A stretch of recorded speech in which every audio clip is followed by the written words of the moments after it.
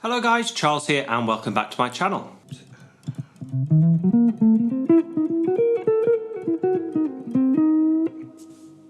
So I want to share with you a really simple technique here which is hugely effective because it completely eliminates the need for thinking about any type of scale whatsoever.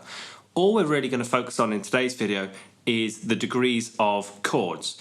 And by eliminating the need for thinking about scales, it frees up brain power and it also slightly avoids us trying to sound a bit too scalular, linear, falling into familiar patterns and all those common pitfalls. So all we're going to do is we're going to take the notes of a chord that we're playing over and we're going to combine those with a known superimposition. Now a superimposition is simply a chord that you could use in its place, a substitution chord, or that works nicely over the top of it. And so for today's video we're going to talk about just the tritone substitution because I think it's one of the first substitutions. If you've dipped your toe in the topic, you've probably encountered this one. So really simply, let's just look at the notes of a C7 chord. So we've got C, E, G, and B flat.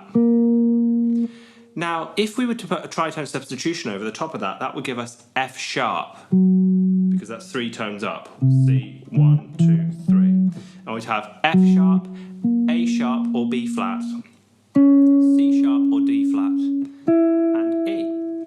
So if we put those now, rather than playing them as two separate arpeggios, if we try and squash all those notes into one octave, we get this. We get C from the C7 chord, C sharp from the F sharp 7 chord, E, which is in both chords, F sharp from the F sharp 7, G from the C7, B flat or A sharp, which is in both. Now if I play those one after another, we end up with a hybrid scale.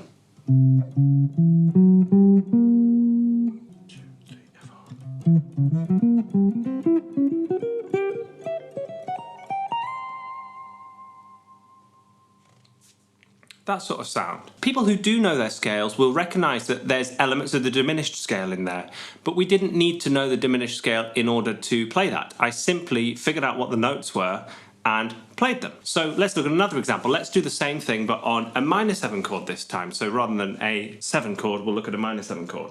So let's stick to C minor. C, E flat, G, and B flat. That's our C minor 7 chord. So tritone's still going to be F sharp. That would be F sharp, A, C sharp, and E. Now again, if we play those in order, we get this. C from the C minor 7, C sharp from F sharp minor 7, E flat from C minor 7, E from F sharp minor 7, F sharp from F sharp minor 7, G from C minor 7, A from F sharp minor 7, B flat or A sharp from C minor 7, and then we're back to C. And played as a sequence.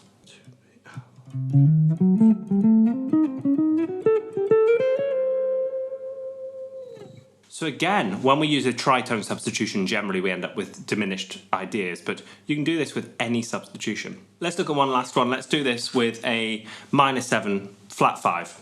So this would be C minor 7, C, E flat, G flat, B flat. And F sharp minor 7 would be F sharp or G flat, A, C, and E natural. So in order that would give us C, which is from both, E flat from C minor 7 flat 5, E natural from F sharp minor 7 flat 5, F sharp from both or G flat, A, which is from the F sharp minor 7 flat 5, B flat from the C minor 7 flat 5, and back to C, again from both.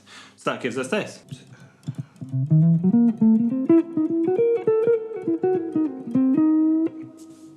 So that's C minor 7 flat 5 and F sharp minor 7 flat 5 merged into one scale. Again, very similar to the diminished. So that's all there is to this technique, simply merging the notes within the octave to create a hybrid scale.